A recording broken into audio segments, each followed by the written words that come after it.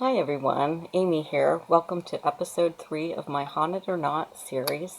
Tonight our topic is haunted people, and that just means people who seem to exude evil. And I'm going to read the definition of evil to you. Profound immorality and wickedness, especially when regarded as a supernatural force. Have you ever been in the presence of evil? I have, or at least it felt like I was. Sorry, I'm reading off of my notes so I don't forget anything. So I'm going to talk about one of the scariest periods in my life that happened back when I was in college, and it was probably around 1989 or 90. I was in college and still living at home. One night I woke up and there was a figure standing over my bed. It was a man with dark features, and I was terrified. And I woke up later and I thought, well, it was probably a false awakening, where you think that you're awake but you're actually asleep. And I read that there's a certain time at night, kind of between that sleep and awake period, where you're more susceptible to seeing figures in your dream life. But what was interesting is this didn't happen to me just once, it happened to me multiple nights in a row in the same figure. And I've always had a very prolific dream life, even as a kid. In fact, I can still remember dreams and nightmares that I actually had as a kid. And I've actually been diagnosed with chronic nightmare syndrome because I have chronic nightmares very, very frequently. And so, as you know, it's kind of hard for you to dream about the exact same person, especially a made up person. And, they're not going to look the same every single dream. But this happened to me, like I said, multiple nights. And I was so scared that I was actually afraid to stay alone at night. Um, this has only happened to me one other time. And it was when I was on the medication Ambien. I think it was in the mid 90s, to help me sleep. And I had such scary nightmares that I was actually afraid to stay alone during the day. So, I mean, this really isn't a frequent happening. Um, but anyway, like I said, this happened multiple nights. And now I'm going to fast forward to the year 1992 when I was a senior in college. My parents and I, we lived in a different house. And in college, I worked in the administrative building for one of the vice presidents. And one day I was on my way upstairs to make some copies at the copy machine. And a man was starting to come down the stairs.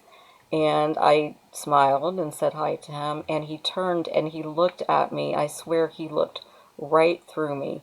And he emanated this, just this horrible sense of evil. I mean, I think I actually physically recoiled. I was just so startled. And, his eyes just bore into me. And it was just, and he, strangely enough, he resembled that figure that had stood above my bed years before, which is just, you know, totally bizarre. Um, so he was, like I said, I just really felt like I was in the presence of evil. He was dark featured. He wore a long black overcoat.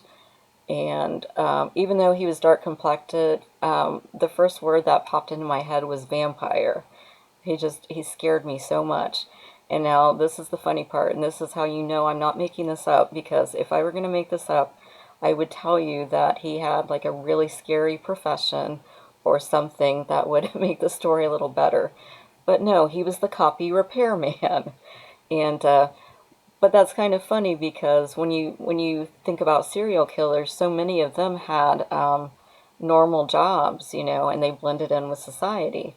So uh, with that, I just want to caution you.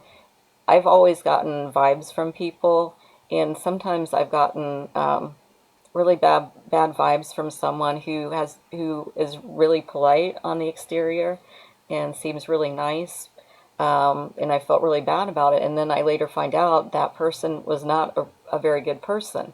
So always, trust your gut. It's there for a reason. Trust your instinct. But anyway, he was the copy repairman. And I wanted to call the company and ask about him, but I didn't know what to say. It's like, hello, I want to inquire about one of your employees. Oh, what's he look like? Evil. Oh, yeah, that's Larry. So, I didn't do that, but I really wanted to because he really scared me that bad. And anytime I was on campus and I saw that car, I would just get that nervous feeling. And one day I was leaving work, leaving the administration building, and I saw him in the lobby, and I'm sure I gave him a wide berth, and stayed away from him. And I was on my way to the art building to develop some film. I was taking a photography class. It was my senior year. And the art building was a little bit of a hike from the administration building.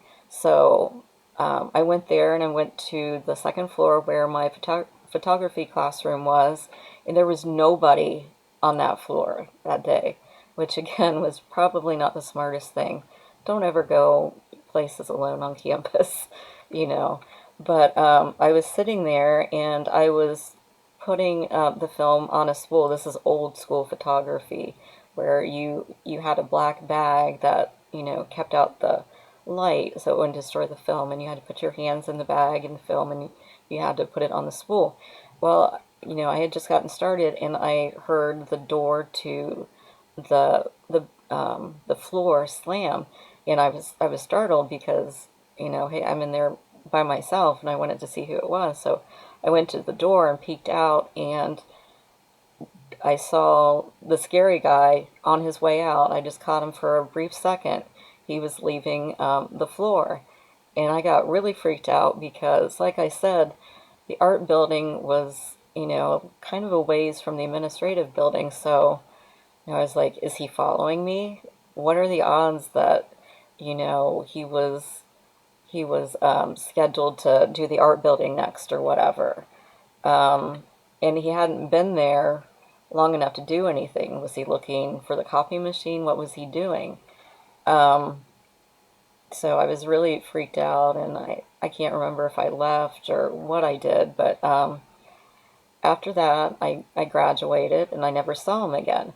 And my dad suggested, and I'm going to write a short story about it, and my dad suggested that my character call the copy machine place and ask about the employee, and they tell me that there was no one who worked there by that description. Not only that, but they didn't even have a contract with our university.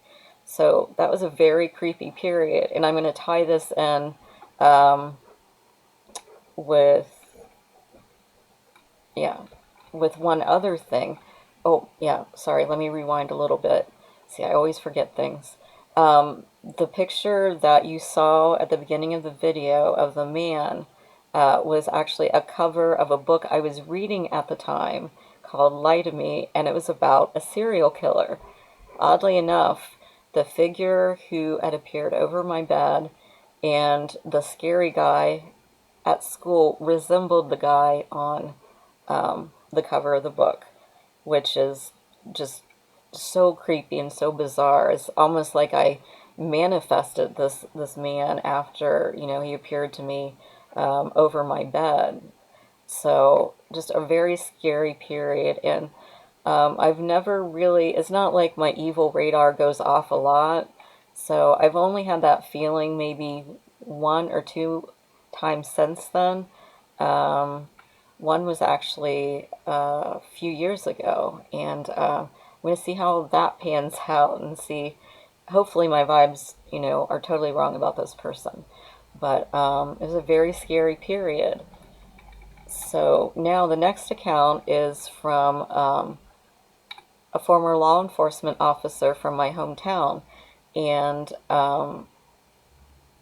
he is he's talking about an encounter that he had with a prisoner where he felt he was in the presence of evil. So this man, he killed a woman in another state, and then he killed a man in our hometown, and he's suspected of some other possible murders in the area. So before he was arrested, I saw pictures of him like on his old MySpace page, and he looked totally normal. He looked just like an average guy, and there was life in his eyes. He looked, present and there. And then, I've noticed this transformation sometimes with people that their facial features actually start becoming distorted when they become severely mentally ill, or like in this case, I feel evil. So I'm going to read you this account from the law enforcement officer. Have you ever been in the presence of evil? I have. Maybe you have too without knowing it, or maybe you did know. I had worked in law enforcement for several years, and one day I entered the locked door to the tunnel that led from the courthouse to the building that housed the county jail. I was in uniform, armed with my duty weapon, a Glock semi-automatic, handgun, and other equipment. On arriving at the jail, the weapon would be removed and placed into a locked guy locker before entry into the jail area. Loaded gun magazines and the knife I carried would also be secured in the same locker. I had just entered the tunnel area when I heard the magnetic lock on the door of the sally port, 2 floors below my level, click, and I knew someone would be coming up the concrete stairs. I walked forward about 10 feet and waited on the right, keeping my gun away from the center of the wide walkway. I knew a prisoner was being brought up the stairs into the courts for a hearing, and I waited.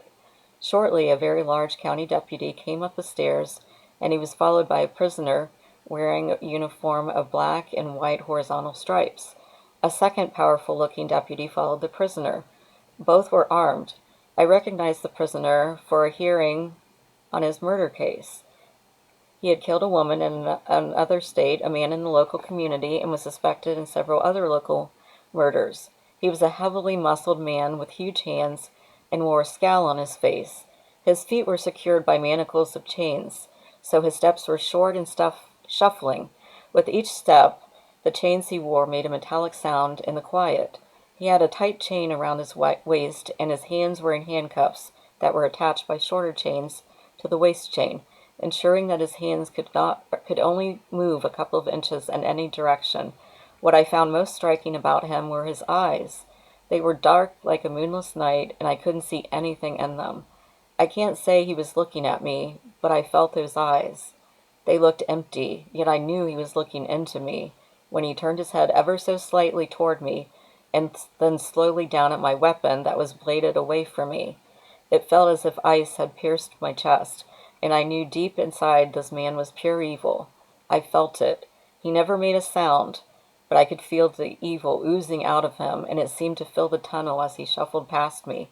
My muscles tensed, my vision narrowed, and I felt myself inch toward the block wall to my right. I watched them and turned slowly to keep my back away from them as they exited through the door and into the hallway of the courthouse. Silence returned to the tunnel. I took a deep breath and walked on. Once in my building, I went to the investigation section where several detectives were discussing the prisoner. One detective, who had worked many cases, including suicides, murders, homicides, and other bloody crime scenes, said in words what I had felt. He said the hair on the back of his neck had stood up when he looked at the prisoner I had encountered, and his impression was that his eyes were like black holes with nothing there. He talked about how there was absolutely no emotion or feeling in the man, and he commented on the sheer power in the man's body. I agreed, and I have been around a lot of blood and gore on the job, and to this day, I shudder when I remember my brush with the prisoner in the tunnel that day. So that's really saying a lot, because I know this law enforcement officer and how much he has seen in the past. So for this one person to stand out like that is pretty incredible. The next account is also from the same law enforcement officer, and this man was convicted of killing 2 children in our hometown and 1 woman. He's actually classified as a serial killer, and a book was written about him. Before he was caught, I actually worked down the street, and where the 2 little girls were found. And at the time, everyone was scared and on edge, obviously. And I remember one night I got off of work and I was walking to my car. It was night. And again, another dumb thing. Don't walk to your car alone at night, whether you're a guy or girl. But the my car was parked like really far away from the building where I worked, and it was basically kind of like on the top of a hill, and there was a really large bush right next to my car. And I remember hearing rustling in the bush, and I really thought I was about to die that night. It was just really scary. So he was caught, and again, there was this just physical transformation in his physical appearance. When he was first arrested, he looked really unassuming, very timid with glasses. He reminded me a lot of, if you ever watched the old TV show Alice, the one customer named Henry who came in all the time, dark hair, very timid, glasses. Um, and then I remember the next time I saw this man, he had made a total transformation. He had bulked up, which isn't uncommon after being in jail. He had lost the glasses, and his facial features were just totally distorted into this very evil and hostile stare. I thought of that look compared to how he looked before, and I was wondering, you know, did he transform into this hostile, evil appearance and being when he was killing? So I'm going to read you the account from the law enforcement officer when he encountered him um, down at the jail. I was in a combat zone at 19, and I saw some things. There was no music like in the movies. It was dirty and smelly. After I put in my time and did my duty, I came home to a tough readjustment. Even now, years later, I still wake up sometimes, my t-shirt wet with sweat. I lay in the dark looking up at the nothingness, and it's as if evil is close. I sense it. Maybe it's just old fears that were born on the other side of the world on a full moon night as I hugged the ground, knowing evil was no more than 100 yards in front of me. Maybe it followed me home. Maybe I'm more sensitive to it now. I think some people are more sensitive to what is around them, and I believe I am. After my military service, I got into law enforcement and have been a cop for 19 years. I've been around a lot of bad guys, and I can hold my own with them. I have faith in my abilities, in my weapons, and in God. Many of the people I've come in contact with aren't really bad. They just did dumb things in a moment of stupidity. Others were habitual criminals. Many were driven by drugs and alcohol, and a few, I believe, were truly evil. It's that last kind that I think about sometimes when I wake up from a nightmare. Sometimes the evil from the day finds its way into my nightmares. The last time I encountered what I felt was pure evil was on a warm summer day. I was standing in the back hallway of the courthouse, waiting for the elevator. I knew the elevator would take longer than usual to get to my floor because prisoners were being moved on other floors. So I waited. The short hallway where I stood ran off to my right. A locked door that led to an office area was 3 feet to my left, and a magnetically locked door that led to the jail was about 2 feet behind me. The space where I stood was a relatively small and tight area. I heard someone approaching the door that led to the jail, so I turned to face it, blading my weapon away as much as I could. My hands were in front of my chest, just above my belt level, in what we call an interview position for safety. The magnetic lock clicked and the door was pulled open. A magnetic lock An armed deputy stepped into the hallway, followed by a shackled prisoner and second deputy. I immediately recognized the prisoner as a man who had killed 2 children and 1 woman in the community, an obviously dangerous man. The last time I had seen him was after he had been sentenced to prison a couple of years before. He had been skinny and looked weak as they had loaded him for transport that day. He wasn't a particularly smart individual and seemed confused. The deputies greeted me as they entered, and I looked at their prisoner. The man that stood in front of me today was very different. His shoulders were broad, and I could see that he had put on a lot of upper body weight, all muscle. His waist was small, and it was evident that he was a powerful man now who had spent much of his time working out over the past 2 years. His stare was cold and confident as he looked at me. Then his eyes dropped to my waist and to my gun. although he couldn't see more than the edge of it. His eyes never left my weapons as we all waited, and I could sense him like a bad energy field pushing toward me. His evil filled the hallway like a bad smell where I stood. The little hairs on the back of my neck stood up, and I could feel a chill inside. My feeling of flight or fight was pegged to fight, and inside I silently spoke the words, "Try it." This man had killed 3 women, brutally in cold blood. 2 were young, and he had killed them in the bright sunlight. There may have been others. He was an animal, and he was pure evil. When the elevator finally came, they got on, and I waited for it to come back for me. That was standard procedure, and I was glad he was gone. Um, so, again, like I said, this law enforcement officer has seen a lot of stuff. So for these 2 incidents to stand out, that really says something. The next account is just a brief account. Someone that I know who lived in Louisiana in the late 80s and throughout the 90s. He worked for a package delivery company, and on a couple of different occasions, he delivered to a local politician who had ties to the Ku Klux Klan.